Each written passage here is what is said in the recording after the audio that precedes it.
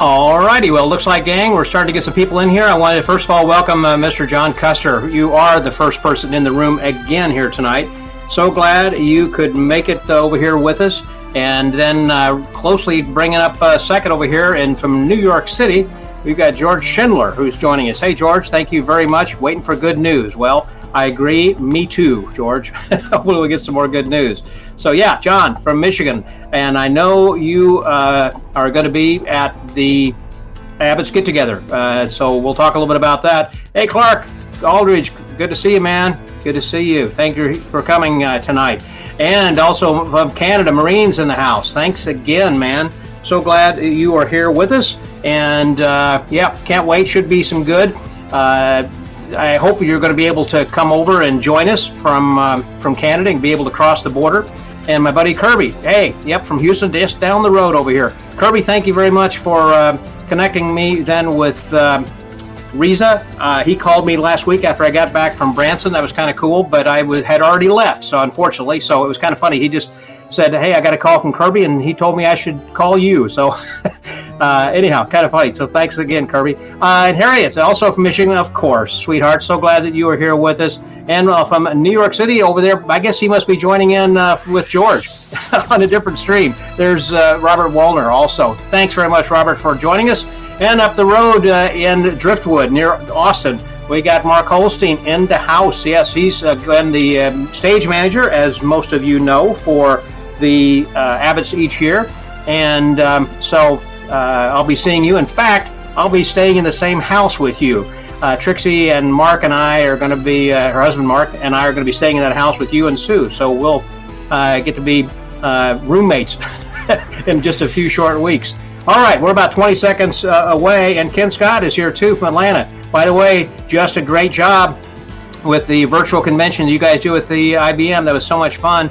Harriet, yep, she is here. And so it's going to be kind of like a miniature Abbott's, because we got Greg here too with us. Want to remind everybody, by the way, to be sure to share this on there. It's time to go. It's Thursday night. You know what that means. It's time for Magic and Martinis. Please welcome your host, Scott Wells.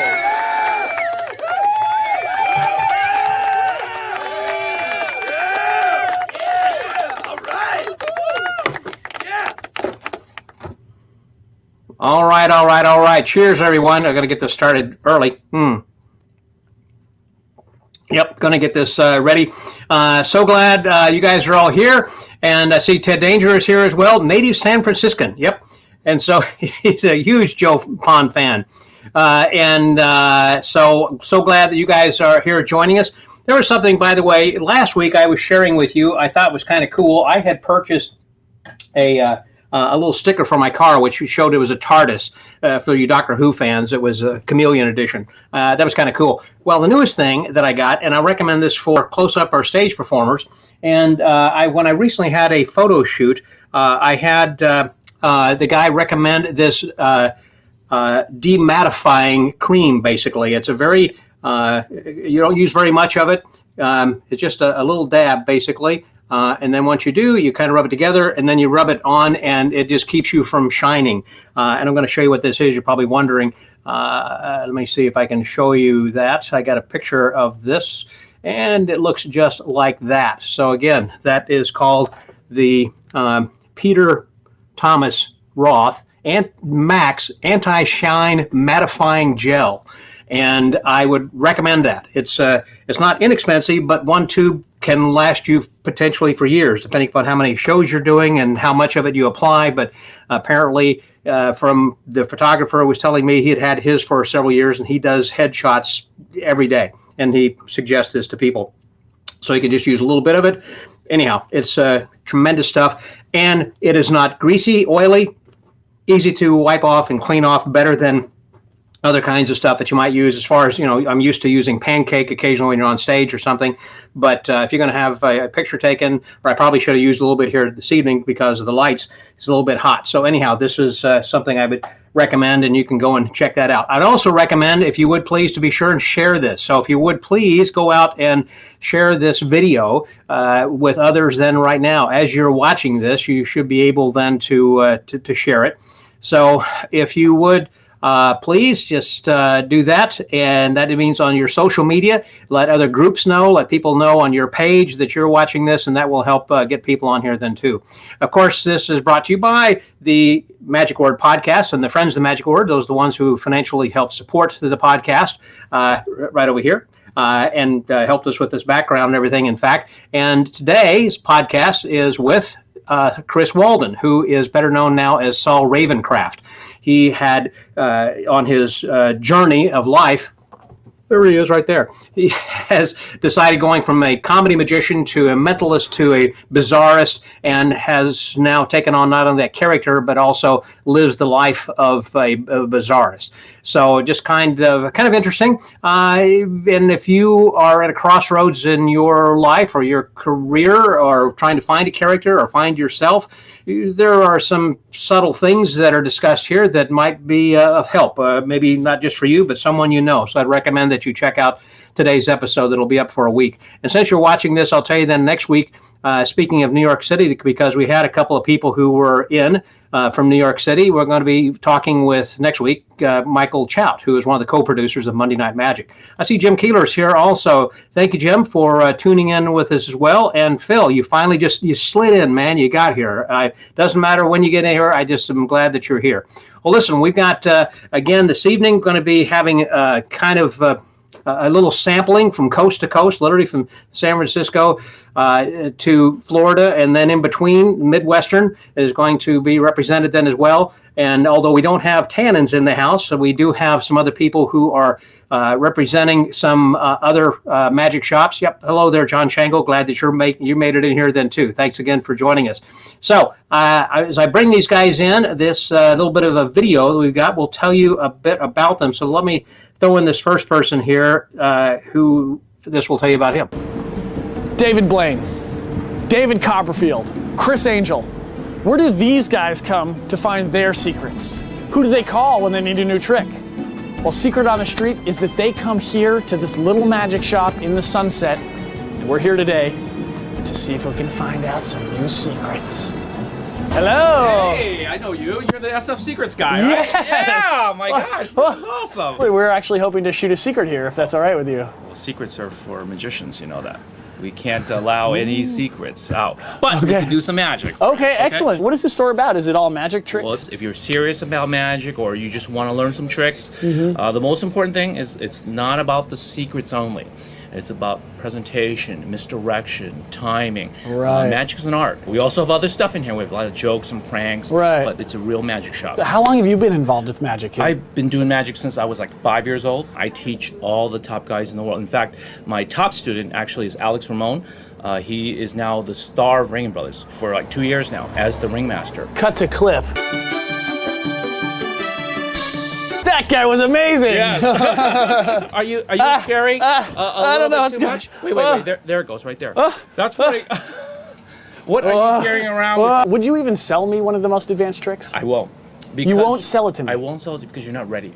But I will sell you something that you can do. Wow. And You're that's the real thing. deal. I am the real deal. The real deal. All right, well, let's start with one of the I simpler am tricks then. Here, well, we got a deck of cards, and I want you to do me a favor. Go ahead and pick any card. All right. Show it to the camera. Show it to everybody back home. Okay. Everybody can see it. I'm not going to look at it. Remember Okay, that card. we got it. And I'll tell you what. Just place it right back in. Okay. Okay. And remember the card. That's the most important thing. Yeah. Because if you Got forget, the trick's no good. Okay, I got it. Okay. Concentrate and think of the card. All right. Really concentrate. I'm actually going to try. Just really think of the card. Concentrate. I'm concentrating. Oh my God. Think real hard. Think real hard. What on earth Oh my God. just... Is that your card? The Ace of Clubs? My card just floated out of the deck without pretty any good. Yes? strings or anything. This is my Nothing- card. That is your card. That's my favorite card too, by the way. If you want to learn it, you have to come here to Misdirections Magic Shop and talk to Joe. He'll sell it to you. Whoa, insane. What just happened?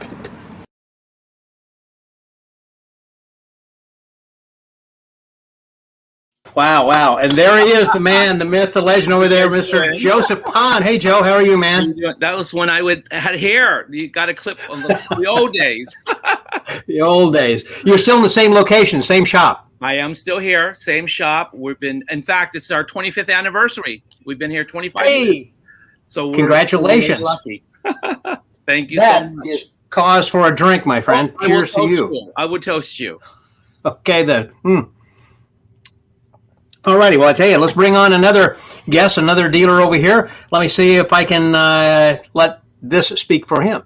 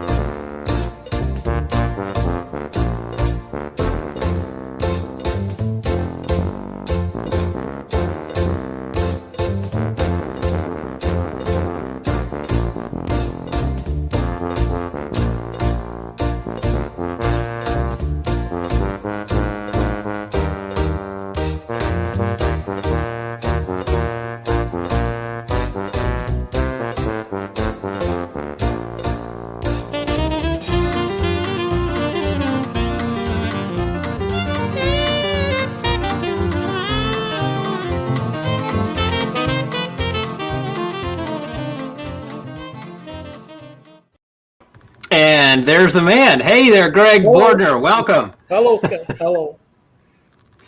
So I hope you enjoyed that little video. That was brand new. I could tell. That was very nice. Thank you. I put that together especially for you, my friend. Cheers. Well, thank you. I'll have a drink. Okay, we'll all have a drink on that one. And so, before I get on to the next one, and our final guest of the three tonight, there were a couple of other comments over there. Alan Gittleson also had said to you, Joe, the best Misdirections Magic Shop, real treasured gem that you created. You nurtures the magic community in San Francisco. And so, Alan's one of my really close friends. Great guy. I'm glad that he chimed in on that as well. And as you said, you're celebrating your 25th anniversary, and it showed a very young Alex Ramon, did it? Was he in there? He was in that clip. I didn't notice that. I've known Alex. I thought it was just the two guys. Really? Okay. He's my number one. Alan's also one of my students. Is that right? Yes.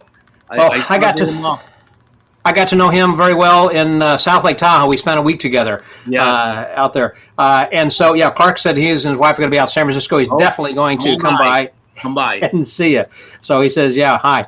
And so let me see. Don Weiberg is here then from Chicago, my best buddy in Chicago over there. Thank you very much. And Alan said, by the way, he didn't think that drinks were allowed in the shop. So no drinks. So Keith said it's good to see you then also. And another buddy of mine who is going to be, I'm going to sing at the Abbott's here coming up soon, is going to be Dan Summers. We're going to be having a special presentation and a ceremony for Walter Blaney there at the Lakeside Cemetery. My stone's not going to be ready for another 6 months, but so I'm not going to have my wife's ceremony or mine here yet. But then let's see. Mark Holstein says, hi to the boss. Of course, he knows who's boss. there, Greg. So can't wait to see you then backstage. All right. So I tell you what, let's round out this trio of tricksters and get our final guest on here then right now. Welcome to Daytona Magic. 1966, we started our business. We're one of the largest in the United States right now. Look at these nice magic kits that we have, which we're going to talk to you about in a moment. But if you have a funny bone, we can help that. Because listen to me, we got everything from fake dog mess. We got guns with bang flags coming out of them. We got shock items. We got everything you want, bald head wigs.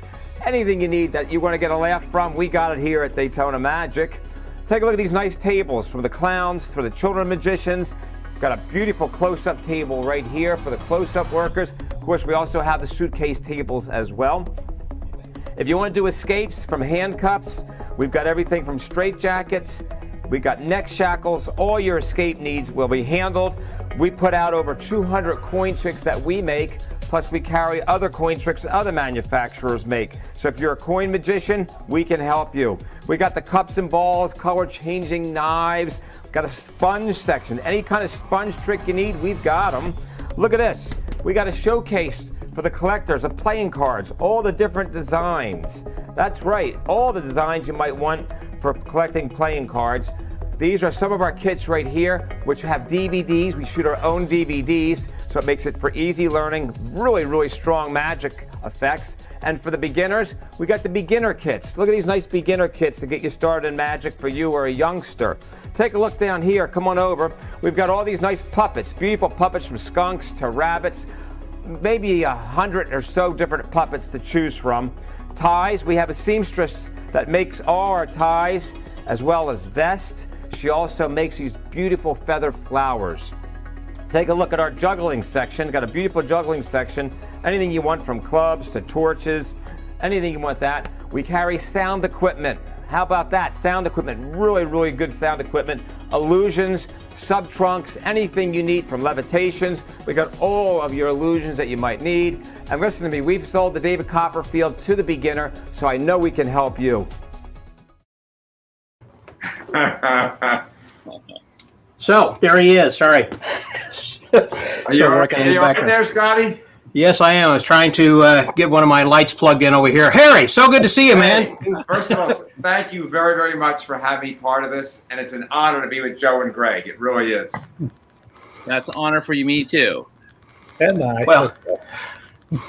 Well, it's just kind of a mutual appreciation week over here, because I'm so glad to have you guys again. It's been far too long. It's been quite a long kind of a pandemic. I don't know the pandemics typically last this long. I don't really have a lot of experience with these things. But what have you guys been doing? I'd like to kind of hear how you've been dealing with this. If initially, and I'm going to start kind of clockwise, also then with Joe, and then I'll go to Greg, and then Harry, just of whether you guys had closed for a few weeks or months initially and then reopened. And if you did, how did it go with social distancing? And then we'll talk about online presence after that. But I kind of want to know, I mean, when you first got the word, you got to shut down. Did you, or how did you react to that? So, Joe, let me go with you first. Well, it was the toughest thing.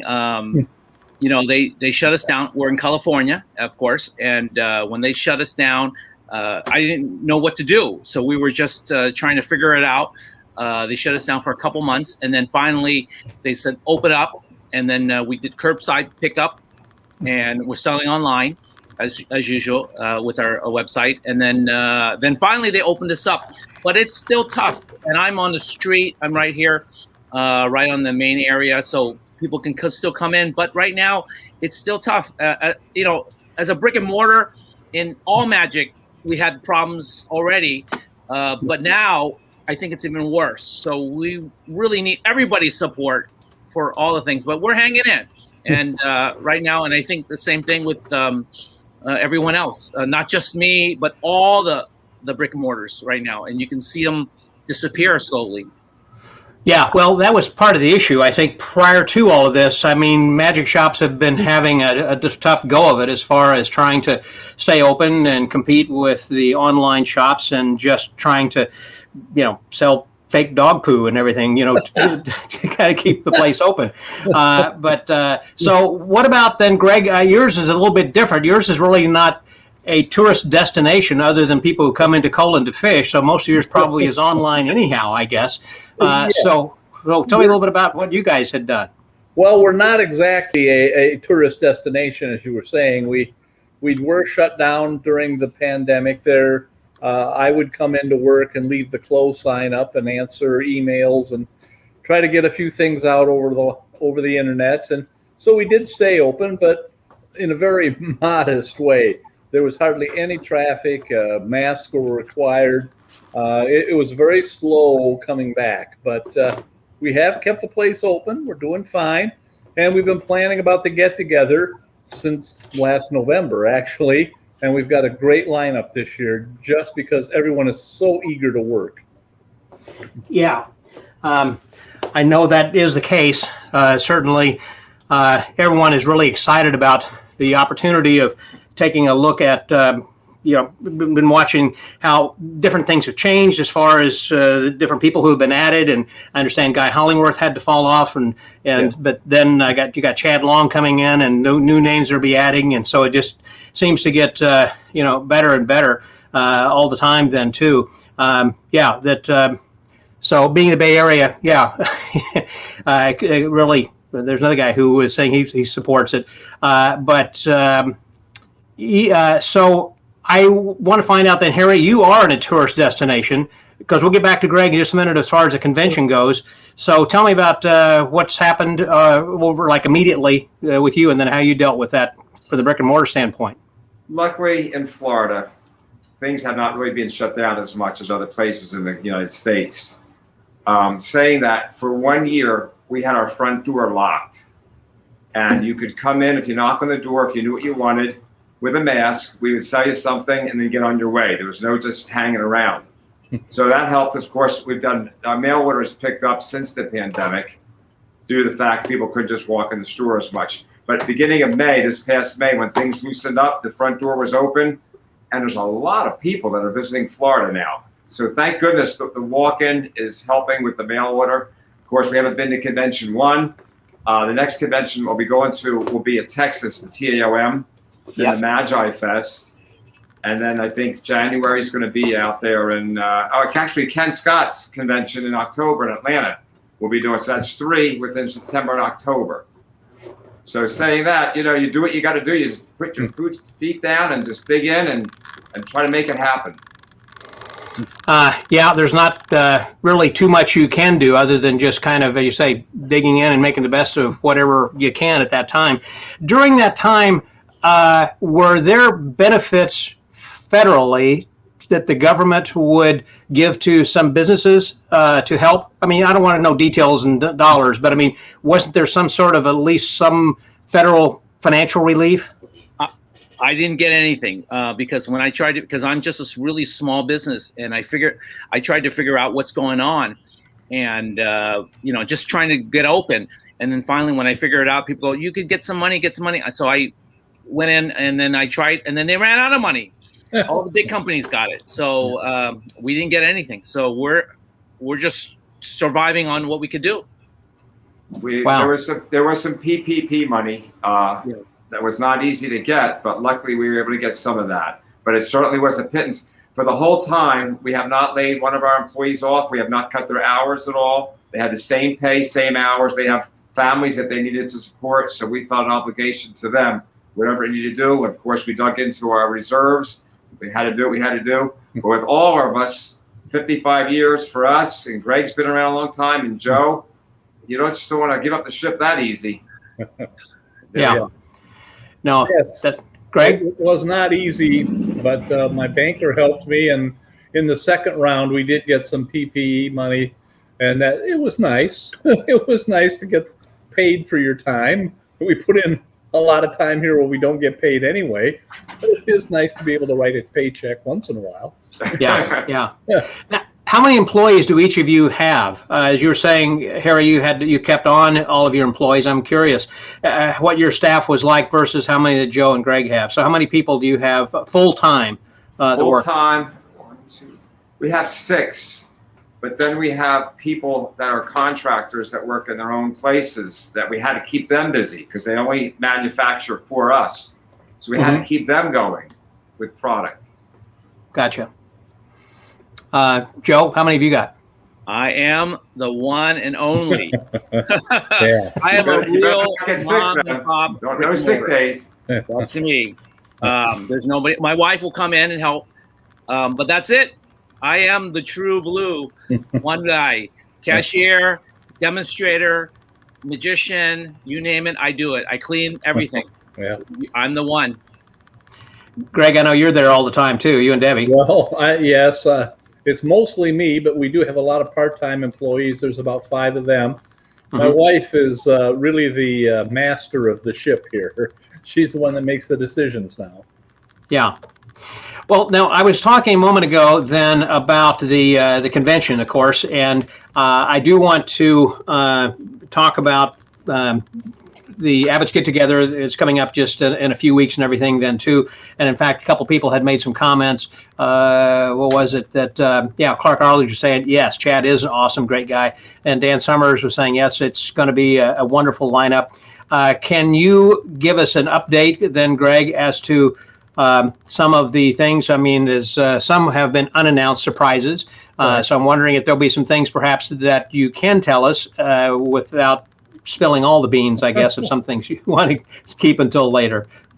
Well, this is the bag that registrants get to put all their goodies in, and we're coming up with some ideas on things to put in the bag there when they register and pick up their registration. It's in a small town, so it's really not like any other convention you've ever gone to. That's true. A lot of fun, magic in the streets. We have buskers that are paid for by a local ring here. There's the great shows at night. I mean, Mike Caveney and Matt King, and it just goes on and on. Lance Burton, these are Fielding West and that group. Yeah, it's going to be an amazing time here. It certainly sounds like it, and I know that some of the activities have been cut back a little bit. That is, you weren't going to be doing the public shows like they typically do, and also, I mean, like on Saturday night, as well as the Saturday luncheon show, as well as the fireworks. You usually have fireworks on Saturday night. That's been scrapped for right now, hasn't it? Right, no fireworks. There's no Saturday afternoon matinee. That was just a lot of people. We didn't know who they were. We've tried to keep it just to the registrants, so that if there is some sort of an outbreak, we can, for the most part, track whoever was at the shows. And we are going to do some bleacher seats that are going to be available this weekend online, so that you can buy just some tickets for the evening shows in the bleachers. So that is, I've been holding off on that, but my wife said, we're going to do this. So we're going to do this. Yeah, if that's what she says, that's what you're going to do. That's what I we're understand. going to do. Yeah. Now, I also understand, I guess, Dwayne Laughlin, who is the new kid in town there in Holden, there's not enough magic shops there in the town of 60 people, so you need a fourth. What is he, the fourth shop or fifth, I think? The fourth shop. What? The fourth shop. There's 4 magic shops now in town, yes. And Dwayne's got a theater, so he will have some evening shows available for people that can't come to the registry as a registrant, so they can still see plenty of magic. Dwayne does a wonderful job. He's a very caring person, and he has a very nice store and theater. Yes. Joe and I are going to be opening a shop in Colon in about next I know. year. Yes, we'll be up there, you and I. I couldn't believe it. Yeah. Well, there's never a shortage of thumb tips in Colon. That's true. Yeah, as Mark Olsen said, hardware store magic. I think didn't Dwayne Laughlin take over the hardware store that was in Colon? Yes, he's changed that into a theater and a magic shop. Yeah. He's the new kid in town. Yes. Yeah. But that's cool. He's kind of picking up the slack on there, and then and then of course we're going to be having 5-star pizza, and so you got plenty of food and everything. What about the Legion Hall? Will that be open? They're going to be serving food, Yes, usual thing, or they got social distancing, or what's up with them? Oh no, they've kind of given up on that unless something changes. But they do afternoon meals and evening meals after the shows. They stay open till 2:00 in the morning. So you can get an adult beverage and a hamburger or a cheeseburger or whatever, and have fun with the buddies and have like a dueling magicians as people go from table to table, showing what they can do or what they'd like to see. Yes. Yeah, that is just a whole lot of fun, and as you said, it really is unlike any other kind of a convention, because as people have called it, Camp Colon, because there are different parties and social events and going outside and like you said, from the Legion, and trying to throw cards over the building across the street. The street of cards, I guess they name it there. Every Saturday night, well, almost every night, the youngsters get together, see if they can scale a card across the street and onto the next building on the other side. Yes. Well. Now, Harry, I wanted to ask you a little bit then about conventions as well, because you've been involved with the Florida State Convention, or actually, it has been then the Daytona. Daytona Beach Festival of Magic. That's it. Yes. How does that differ from the FSM? What do you mean, the Florida State? The Florida State, yes. Well, with Florida State was usually Memorial Weekend. We had ours in November, and then we combined for a short time, and then we have it just the Daytona Beach Festival of Magic for the last few years. So it'll be our 20th year producing it. We tried to do it this year, but the hotel came to us and wanted a $20,000 guarantee room night. Wow. And our shows are like in a Broadway theater, and they wanted 2 full payments without telling us how far apart people need to sit. They couldn't give us any concrete answers. And then it was too much responsibility. The entertainers, this was back in March, when things really weren't known what's opening and how far it's going to be opening. So saying that, even the entertainers couldn't even tell us if they could make it or not. But we've got a big thing planned in November of 2022. I've got the Gabe Blackstone. We're going to honor her. We've got Eric Jones going to be there. John Bundy, great illusionist. I don't know if you ever heard of him. I sure have. We got Steve Marshall coming in from Japan, Oscar Munoz, Rocco, Dan Sperry, plus a lot of other big names will be coming up there as well. And the date again is what? November, and I think it's 6, 7, and 8. It's always the first full weekend in November. And hopefully things will be open properly so we can advertise it. Plus, I advertise our convention at many other conventions, and I haven't been to any other conventions this year, so we need to make it so it's a big turnout. How many people typically will attend the Daytona convention? We'd like to get around 400. Okay. As I said, I remember the Florida State Convention, which is a different organization. It's kind of like the TAOM, that they meet in different cities and everything. And that is different from your convention. Is that right? Or do they still meet? Or, I'm not sure if they're dormant right now, what they're doing so much. I mean, we're behind in whatever they decide to do. I don't think they've had it for a number of years. Greg will tell you, it's not very easy putting a convention on. And it's a lot of financial responsibility. And if you don't meet that, you're going to be stuck with one heck of a bill.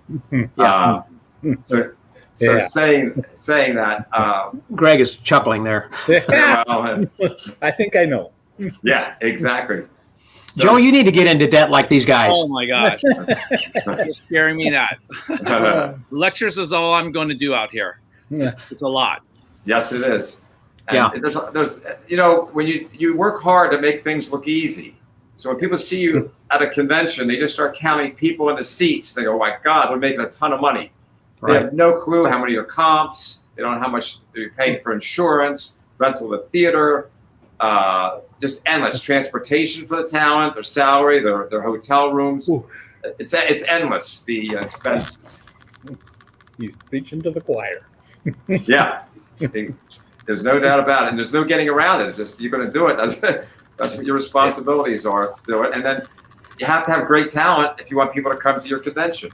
True, very true. Well, that's true, because that's why people come. It used to be, I think, people would attend conventions because they wanted to see the latest and greatest of tricks live. I mean, you could read about them in the magazines, and Magic Magazine and Genie and Linking Ring and MUM, but before online, you had to actually go and see it. And so I used to go to conventions with a list of saying, these are things I'm thinking about buying. I'd like to see them performed, and then you kind of check them off. And other times you just kind of go and buy whatever. Now people are buying a lot of things then online and not having to go to conventions. And I think also a lot of the attendees at conventions are of an older age, me and some other people. So they're not, I don't think, a lot of younger people who are coming to replace those numbers. So we're seeing some dwindling because they, being the younger people, in my opinion, are getting satisfaction from social media and just online, particularly this last year and a half of Zoom shows and lectures. It's like, why do I need to get out of the house? Or why do I need to attend things? Because I can buy my tricks online, I can watch a video online, and I don't need to go and see something. A funny story about that is when Al Cohen was alive, was a super dealer, we would each buy, he would, as a jobber, we would buy maybe 100 of the Expert Coin Magic, the big thick black book. And we would take him to a convention. He'd take 25, I'd take 25. Nobody has seen it because there was no internet at the time. And we each sell our 25 books of that item and other items too that you buy that way. But with the internet, you bring us something to the convention and most of the guys have it already. It's brand new. So the buying is not the same as it was before the internet. Yesterday I handed a kid a book and said, well, this is a great book. You should take a look at this. And he said, oh, I don't touch paper. I'll put that back. What? He doesn't touch paper? No, he won't read a book. No, it's, it kind of stunned me too. Well, yeah, I'm kind of speechless. It kind of reminds me of when I was performing once when I did something with my watch. And so I said, and what is the time? And then the young man was in high school. And he said, I can't read that. And I said, what do you mean? And it was an analog watch. And so he couldn't read the time. It didn't print it out, properly to read the numbers. So he said, I don't know how to read the watch. It's a different generation. It sure is. We're going to see if the magic will change in the future. To see new magicians and internet magicians now, because people don't perform for real people. They perform on the screen. And so when you see the new kids, especially the younger ones, now it's just to perform for the screen versus live. And we'll see if there will be good magicians always, but that generation of practicing and doing it is just for the camera now. Yeah, certainly I see that, and I would agree, which brings me to the obvious question over here of asking each of you guys what seem to be some of your most popular sellers. And I'm sure I'm not going to speak for you, but I would think there are a lot of close-up things that people buy that they weren't before, because it used to be they buy big illusions. I mean, Greg, I'm talking to you really. I mean, and then kind of seeing where they were buying more stand-up things and boxy types of tricks, and I don't know whether they're getting away from that so much and now just wanting a deck of cards or the latest packet trick. So what actually sells? And so let me again kind of go here in this clockwise order and start with you, Joe, and then Greg, and then also then finishing up there with Harry. Well, I think that you talk about the cards. That is a new industry. All the cards, people are just buying cards, the cardistry, stuff like that. So a lot of people are buying more of just cards, and they're not even magicians. So that's kind of a big seller. They're just collectors. Yeah, for collectors or the cardist guys, which if they were magicians, they would be a killer because they practice so much. And it's just close up. Right now, a lot of trend is whatever is on Instagram, on Facebook. You know how they do a trailer, and now people are just buying a lot of cool things for the screen. And a lot of times they come in, they go, I have it, and I go, yes, but are you sure? Because you can't do that live. You can only do it for one person or the camera. And so it just depends. But the best sellers, I sell everything. So it just depends on the person because it's so variety. When you guys talking about pushing books, I always tell people to get a book. But that takes a while, especially the young generation. It has to be, they got to come in a couple of times and trust me. And then I go, I think it's time for you to get a book. And then they'll go, oh yeah, that's a good idea. And then they realize how good it used to be. So it's a different generation that we're living in. It's hard for us to understand that. But there's nothing better than a brick and mortar because we build a community. That's really what we're here for. It's not a lot of money. I mean, we're making a living, but we bring people in, and we teach and we nurture. And the new generation doesn't understand about why there's a magic shop. They just go online. I'll just buy. I don't need to see somebody and to get the recommendation. I'm going to recommend this trick. I'm going to recommend this book or this DVD or you know what? Let me teach you how to do it.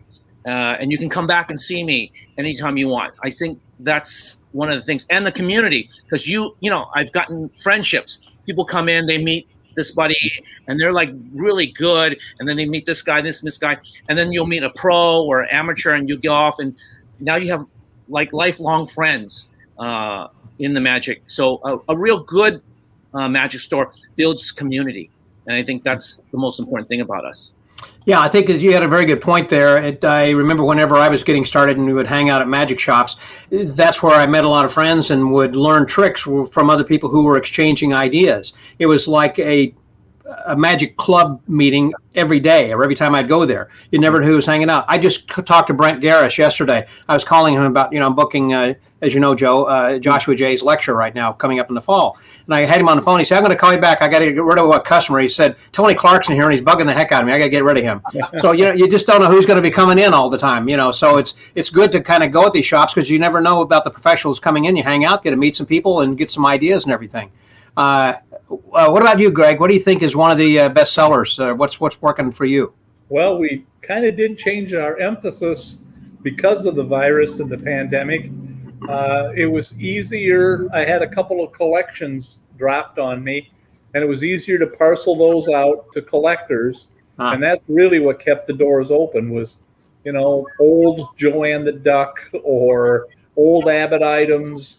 And that's really what seemed to be very popular. And so every Thursday night we put out a flyer online with the latest, the greatest, oldest magic tricks. It's gently used. We've overused that term. Sometimes we'll even sell regular retail and tell them it's gently used because then it flies out the door. Yeah. So Harry, what are you seeing as far as trends? People have been buying and are buying. What's hot? I've got about 1,800 of the cardistry decks, like Joe was talking about. But also what he was talking about, we tailor the magic to fit the customer, whether it's on the phone or in the store. So if they're into card stuff, we make our own card kits, which we have DVDs that we put with it to fit their skill level. About 2 weeks ago, a guy calls me on the phone for a sub trunk, and I just questioned him what he was going to use it for. And he said he was like 66 years old. He always one-on-one. He's got grandkids. I asked him if he was in good shape to be able to get in and out of a box quickly. He goes, "Oh no, my back is shot." I said, "Well, you certainly don't want that then." I says, and I got him into something that he was much happier with. So like he was saying, a good magic shop will nurture the customers because it's a simple secret. You treat people right, they're going to keep coming back to you. One of the neatest little close-up tricks we had put out is called ring exchange. It's not a coin or a card trick, which we have plenty of. It's a ring that you put on someone's finger with a ruby on it, and while it's on their finger, it changes to a cluster of white diamonds. It's a really, really cool piece of magic. It's for the beginner or the pro. You can do a close-up or kind of stand-up, which is nice. So that's nice, comes with a DVD. So we really tailor the magic to fit what the person's goal is. I ask them what their goal is. What are you trying to accomplish? And then, of course, there's your customers that know exactly what they want. So you just help them with what they want, on their mind. Yeah, I remember going over to H&R Magic Books and talking with Dick Hatch a lot of times when they used to be here in Houston. And aside from just hanging out with him, he'd say, a book just came in that I think is right up your line. This is something that you do. And by knowing your customer, that is something that brick and mortar magic shops can provide that online shops can't. Again, people will buy online what they think they want, but a good dealer like you guys will recommend something that you think they want, as opposed to what they think they want for themselves and being disappointed and might get out of magic. You kind of want to bring them along. I talked with a dealer a while back who was saying the easiest and best trick in the world is the invisible deck. But I never sell that to a beginner first off, because if they do, they won't come back because you can't beat that trick. You kind of lead up to that, So, that makes sense. And once you kind of feed the snake, you got to keep feeding something else. You got to find something else to keep them interested for a longer period. There's no doubt that's what you do. You get them started, and you level them up to the level that they're comfortable with. And before you know it, they're going to end up doing magic shows possibly, and then you get them into maybe the little larger things and so on. But it is important to set them up with the right things. Yeah, that's right. I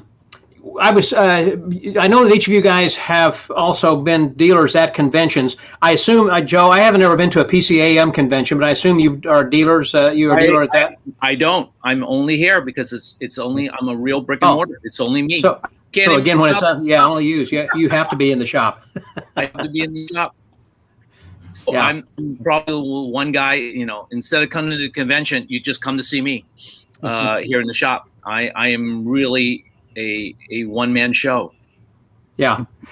And did you consciously make the decision to do that and to not bring on people because you felt like It's why? hard. You know why? Because everybody wants to come see me. Okay.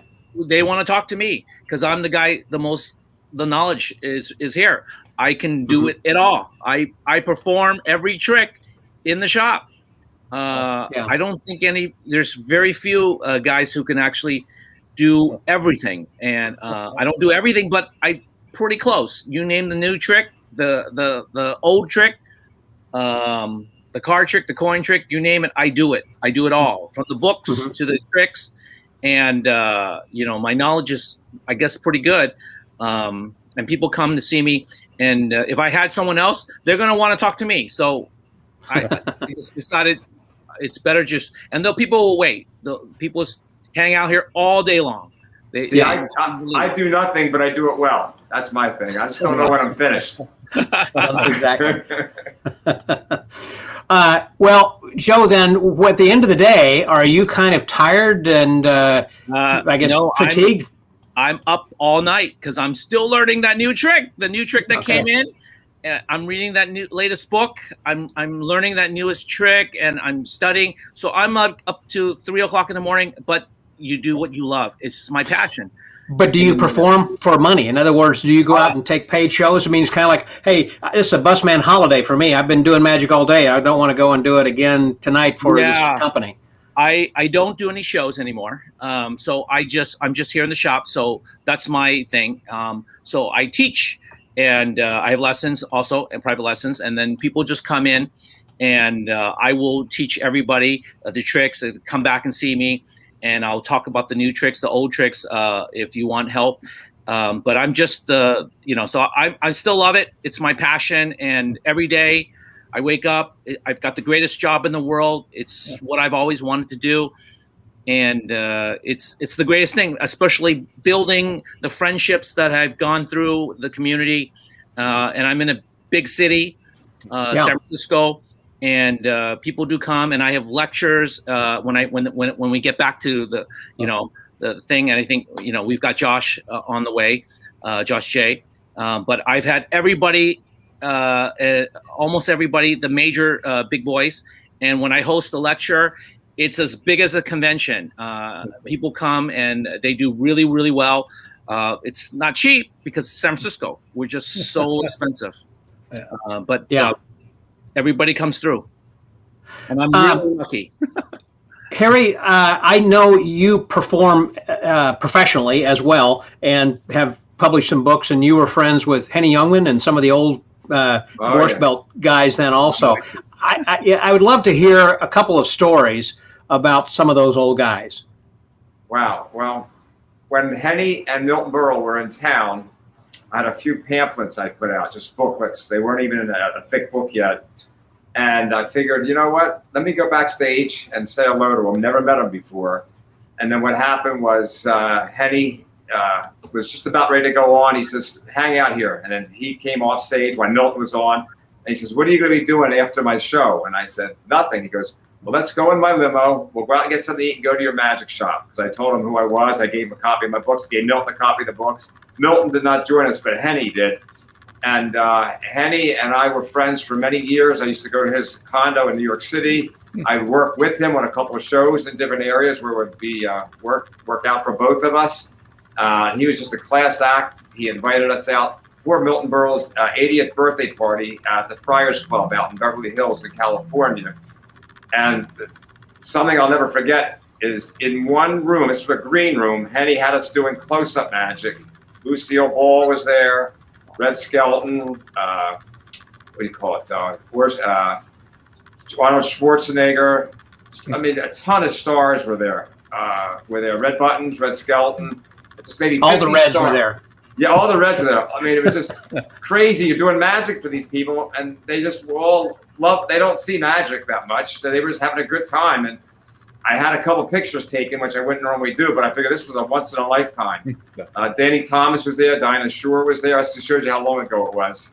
Wow. And so that was, and Henny had nothing to gain by knowing or being nice to us, but he was just a class act. He really was. So who was one of the favorite people? Well, it sounds like it might have been Henny, I guess. You kind of knew the best. Now, this is before you opened up the shop, I assume. No, we had a shop. It was in Daytona. Okay, so was Irv running this? Because I know you and Irv Cook are partners, and so was he running it while you were out running around? He is retired now. His daughter is now part of the business with me. And remember, we started this in the late 60s, 66. We started it. So yeah, when he's anchoring a shop now, Becky's anchoring it with our other people while I'm running, doing the conventions and then doing other things. I don't leave usually for more than 4 or 5 days or a week at a time. It's a kind of a convention. We used to do the lecture tours before the internet. We'd be in a van, and we'd stop in a different city every night and do a lecture, and then end up usually at a convention, because we lecture our way to a convention and then we lecture our way back. So that would be maybe sometimes the most, maybe a couple of weeks, but we had a good staff working with us, and we still do. We have a fantastic crew with us that's been with us for many years. What is Becky's brother's name? Irv's son? Jack. Yes, Jack. The reason I mention that is I'm going to, you and I know this, I've talked to you about this before, but I'll share it with the rest of the group who are watching this tonight, and then the other two guys too, here in the room. Jack was born there in Florida. My son, Sean, was born in Tulsa, and on October the 2nd, 1978. They were born 5 minutes apart from each other. It's just kind of interesting. Magicians' sons were just that close, and that far away. Just in my talk with her, it's like, yeah, I have a son, and he was his age. She said, really, my son is too. And we kept talking before long. So, well, what time was he born? Oh my gosh, they were like 5 minutes apart. that is amazing. Stranger than fiction, huh? So, talking about strange. I'm working at a convention in Israel called the Magic of the Red Sea. It was Max Maven and myself. Flip was there. We were all on the show, and I'm in the section in Jerusalem before the convention, and I run into my neighbors from where I live. It's the Middle East, and you run into your neighbors. It was absolutely crazy. Yeah, it's a small world, quite literally. Sometimes like that then as well. And now you guys have also talking about having brushes, then Harry, with some celebrities in the entertainment business. I'm sure you guys have had some celebrities outside of the magic world who have come into your shop, particularly in San Francisco. I mean, being again a destination location, you've had to have some people come in. And Robin Williams comes in when he was alive. Robin Williams came by. What is it? NPH has been here. Lots of, actually. There's who was it? Pirates of the Caribbean. Johnny Depp. The other guy, Orlando Bloom. I actually kicked him out of the shop. You did? He came in with a dog, and there's no dogs allowed in the shop. And I didn't look at him, and he comes in, and he walks in. I see the dog, and I'm demoing, and I'm like, I'm sorry, no dogs. And then he walks out and goes, "Oh, go!" And then everybody's staring at me and going, "Hey, that was Orlando Bloom. You just kicked him out." Yeah, that's that is funny. Reminds me a little bit of a story. Martin Cox and I were working at the castle one year, and we'd gone over to Frank and Musso and Frank's, and we were sitting there at the bar talking to the bartender, and he was talking about kicking out Steve McQueen. He was in Steve McQueen was in the bar there with Ali McGraw, and the bartender said, admittedly, I overserved him. He said, I served him 6 Lowenbrows within 1 hour, and he drank them, and he was just pretty drunk. So I told him, you got to leave. And he said, okay, Ali, let's go. And he said, no, she can stay. You have to go. And he's telling Steve McQueen, kicking him out. So, and he did, and she stuck around and finally called a cab and left later. But I thought, wow. Okay. Kick out some of the best people there is, huh? That's right. Okay, so Greg, tell me. Oh, well, Muhammad Ali is probably the most famous. He used to drop in from time to time. He had a resort that he stayed at occasionally in Buchanan, Michigan. And it was interesting at first when he was verbal and lucid. We could do magic tricks, but then he got to be worse and worse. So it was sad, as he couldn't speak and he had the shakes, and he'd handed out pamphlets with his autograph on it. But he was a great guy, and we never knew when he was going to show up. And if you go back in history, well, Edgar Bergen came here in the early 30s, late 40s. He was like a superstar of the radio back then, and Percy and he were quite close. They had a great time. That was before my time. Yeah, a little bit before your time. Speaking of your time, I want to, if you'll notice the video I showed that showed Harry Blackstone and Percy Abbott together. And as I understand, they started off together, and then Harry went his way and Percy went his. I don't know what all had happened, but why was it called Abbott's when neither one had that name? Well, originally, it was the Blackstone Magic Company, with Percy working with Harry, and then they had a falling out.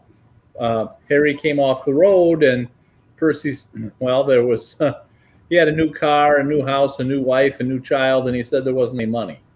Well, doesn't add up. How'd you afford all this stuff? And so they had a falling out, and they never spoke again.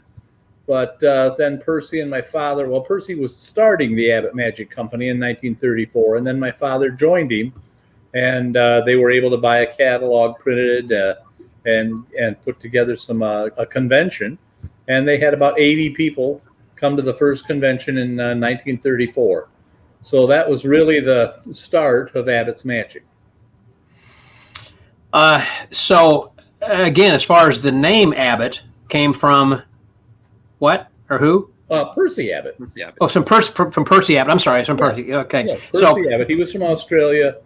Got on a boat and came over here and was wandering around the United States and hooked up with Blackstone Sr. to help manage their magic store called Blackstone Magic Shop. Yeah. And then Blackstone was on the road, and people would bring stuff up to him and say, this trick doesn't work. I got it from your magic store. And he didn't have any idea what it was. And so there was a lot of little things. Yeah. Right. Interesting. And so how about the name Misdirections? I mean, obviously it's a clever name, but Joe, how'd you come up with that? I mean, you must have gone through several other names beforehand. We did. I actually was the first Houdini Magic Shop. And it was spelled WHODIN. Like the rap group, the hip hop. Yeah. Well, no one was using it. And I thought when I first opened, and then all of a sudden, this family said they contacted me in Florida. It's funny. And they said, I'm the nephew of Houdini. And I was like, what? And I don't even spell it the way you did it. And then he went through this thing said, I'm going to sue you and everything. And I said, you know what? So I talked to an attorney, and that's already expensive to talk to somebody. Sure. And he said, you know what? Just change your name. Just change your name. It's going to be cheaper and everything. So I changed it. And I thought, what else is there? Magic is all about misdirection. And so I changed the name, and here we go. And we're 25 years to this day. Yeah, because I thought maybe it was it would have been logical to call it San Francisco Magic Shop or something to be branded with the city. Which, by the way, your reception is coming in exceptionally clear, and I have to point that out. And I think it's because of that antenna right above your head. I think it's adjusted just right. So it's that's what it is, huh? Oh, okay. I was the guy from Florida, by the way, that had Houdini Magic. Did you? No, that wasn't me. So obviously Daytona Magic. See, that's why I said San Francisco Magic, because you got Daytona Magic. So there you go. So that was obvious, or did you have something else beforehand that you had thought? We were originally back in New Jersey, the Magic Shop. There was no internet and everything then. So when we moved to Florida, we wanted to be known as Daytona Magic, especially when we're out there doing conventions and lectures, so we would be known where we're located. Yeah. One last thing, and then we're going to start to wrap this up because I think it's last call for happy hour over here. And that has to do then with virtual shows and with virtual, with online shopping, that during this last 18 months or so, when you have had to supplement your income then with that. Are you continuing with that, or did you do any virtual shows? Did you do some virtual? I know, Harry, I guess I should probably start with you because I know you did, because you're doing constantly every day. You'd have something on Facebook Live. It's like, hey, you got 5 minutes. Here's what we got today. You call right now, or whatever. And so you continue or plan to continue with those kinds of things. So let me just ask you first, Harry, if that's something that has been successful for you. Obviously, it was because you did it for a long time. No, we continue every day. Do a Facebook Live, new trick, tell you what's going on, what specials are going on, what have you. It's like a connection, kind of like what you're doing once a week on Thursdays. We're doing it every day in the shop to get it snowing around the world, and just keep it top of mind, I guess. Yeah. Were you doing any virtual shows personally during this time? I was not. No, we kept pretty busy, just keeping ourselves going here. What about Joe? You or Greg doing anything? Joe? Oh well, I was. I'm just on. I don't do any shows, but you see me on Instagram, on Facebook. If you follow me on Instagram or Facebook, you'll see I'm constantly on there. I'm a little crazy on that. So you'll see me do a trick, classic trick, and then you'll see me post about my favorites, things that I really like. And everything that I usually like is real workers. Things that I would buy myself. I'm not going to put something up I don't like, and so and we're online, and we and that helps a little bit. People do trust me on my opinion on the tricks and everything. So I'm everything I say it's good. I usually say it's good, and it's not for everybody, but it is a real worker. And so we've been online, and I'm in the shop here every day. My hours are cut. Because we're still trying to open up back to normal, and we're in California, so it's kind of a strange time still. But you can come into the shop, and you don't have to wear a mask, and you can come and talk to me and hang out, which is the best thing to do. That's great. And I also then wanted to mention, Greg, anything that you've been doing Zoom-wise or virtually? Well, I'm pretty much internet illiterate, so personally, no. But I do have a webmaster who puts out a flyer every Thursday night, and we put stuff now on Facebook, and we are having a special this weekend on our ticket prices, so you can buy some tickets over the weekend, online only. And if they go to Abbott Magic, Abbott, not with an S, but Abbott Magic, correct. That will have a link then to the convention as well. Oh, yes, abbottmagic.com. Yes. There we go, right there. And let me also then mention, Joe, as far as you, people are able to get to you with misdirections.com. That's plural. Yes. That's me. And do you have specials that are running there daily as well? Major specials. Right now, we're offering a free. When you come in and buy something, I'm offering a free gift because it's our 25th anniversary. You spend $25, and if you come in, you'll get some gifts. Some magic stuff and things like that. But because we're really a small shop, but very knowledgeable, and I'm customer service oriented, I guess, because I think I know the stuff. Yeah. And where I know where Greg is located. I mean, Once you're in Colon, you can't miss. But what about you, Misdirections? What are you near as far as? I'm in the Sunset District, right across from Golden Gate Park, the biggest park in America. Actually, it's bigger than Central Park. We're right next to it, and we're on 9th Avenue. It's a major strip here in the Sunset, kind of a retroactive area. That's not the one that's near the Seven Sisters, is it? No. Okay. But we're in a safe neighborhood too, and it's very good and very convenient. Hard to park. You're in San Francisco, but if you're here, we're always here, and I'm open all the time. I'm closed Mondays. That's it, and just come and visit me. Okay, great. And Harry, back over here then to you. People are going to get to see you by going to DaytonaMagic.com. Also, a sister site, MagicOnSale.com. We have some Magic great on sale. sales. Right now, we've got about 1,000 items at 80% off. 80% off. That's crazy, isn't it? But our regular site, DaytonaMagic.com. And just real quick, the November convention for us on the 2022 is November 4, 5, and 6. I just want to make that correction what I said earlier on that. But hey, you know what? It's a hard business. These guys will vouch for that. It's a very hard business, and we just all work really hard at it, and mutual respect for everybody. Oh yeah. Yeah, we certainly do. We as magicians appreciate everything that you guys as dealers are doing, and the sacrifices that you're making to do this and to stay out there. And it's just, we appreciate it so much. And I was just in Branson a couple weeks ago at Yak Williams' place, and was helping him out then too. You got to buy something if you're going to be going. Help these guys go. So make sure when you go to a local magic shop, don't just hang out, buy something. Help them out then too. Are you going to laugh real quick before you go? We get people that come in the shop, and they literally say, we don't see many brick and mortar shops anymore. It's great that you guys are here. And they walk out and they don't buy a damn thing. Okay? So really? I wonder why you don't see as many anymore. Yeah. Exactly what happens. That's right. Well, it's that happen? Yes, all the time. They come in and they go, "Oh, can you demo it for me live?"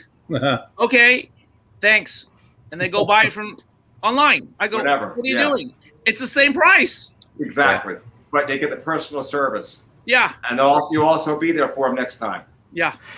Yeah, I was talking with the fellow out in Tucson. Name just mine just quick slip there, but he had a computer there in the shop. So he said people were taking a scan, of the UPC codes and trying to look it up, see if they can get it cheaper. And he said, well, just go ahead and use the computer, check it out. And he said, if it's cheaper, including shipping, he said, I'll match the price. Trying to keep up with that. Anyhow, Williams was his name, Williams Magic Company. I believe it was. But there is no MDA any longer, Magic Dealers Association, as there used to be, correct? No. As far as I know, there's not. I haven't seen it forever. Did that ever really help? I'm sorry, I'm starting to go down another channel here, but did that help? I mean, it wasn't unionized or anything, but when it was active, I mean, was it helpful to dealers? No, I don't think it was really. I was a member, I think, when I first joined, and then we went on a cruise. Oh wow! We went on a cruise as an MDA, but not really, because it didn't really help the real brick and mortars. You just had to do it yourself. Right. That's correct. They had no power to really get anything done. Yeah. So the thought may have been nice, but it didn't really take off. Well, I was wondering about that, of what was happening. Well, anyhow, listen, I want to thank you guys very much for being my guests here tonight. This hour has flown by, as it usually does. I want to remind everybody who is watching this this evening, you have been along with me on this ride over this past year. This is episode 54, I believe. 54 weeks we've been doing this. So well over a year. And the whole idea was for us to have an opportunity to join with friends at the virtual bar where we can kind of get around and talk and have chats like we have in the side over here where people have been making their comments all along. And so I want to thank everybody very much for coming in. Sure. And saying hello, giving your comments and everything to let us know that you're here then as well. Again, it's going to get to be more and more difficult for me to try and find people who are available to do these shows because they're going to be actually out working. And number two, I'm going to be actually traveling, like I'm coming out to see you, Greg, and everybody else in a couple of weeks. Yeah. And then one convention after the other. So I'll be posting a lot of convention reports in the future. So let me just first go ahead. I don't want you to use your real estate in the cemetery here too soon.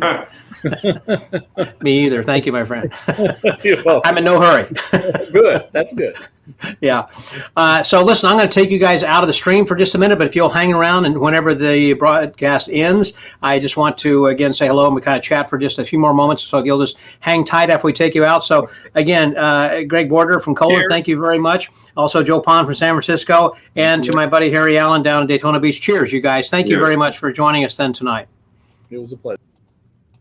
So there we go. We just had another great episode. It was just a lot of fun. And again, I'm glad you guys were able to join us. If you missed the first part of this or any part of this podcast, this broadcast, so used to saying podcast, at any part of this broadcast, you can go back and you can watch this on Facebook because it's going to be in the archives, or you can go back to youtube.com/Texas Magician. And if you would please, speaking of that, this would be so helpful if you could actually help subscribe to the page. So if you'll just subscribe to my channel, I'm just getting closer to 1,000, and I really need to have 1,000 people before I can actually start to monetize that. And I just I wasn't really pursuing that in the past, and it was kind of organically growing. And then I realized, hey, I'm almost there. So I could really use your help if you just kind of scroll over to YouTube to Texas Magician and just subscribe. That would be very helpful then for me. So, yeah, as Ken had said, 3 great shops. We could have taken some others, including Tannen's. In fact, I had talked with them about this, about being perhaps a guest or considering that, but I believe Tannen's Magic Camp was going on this week, and so they were going to be unavailable, which is another great thing that that they do, and some other places, shops do as well in teaching young magicians and encouraging the next generation of magicians.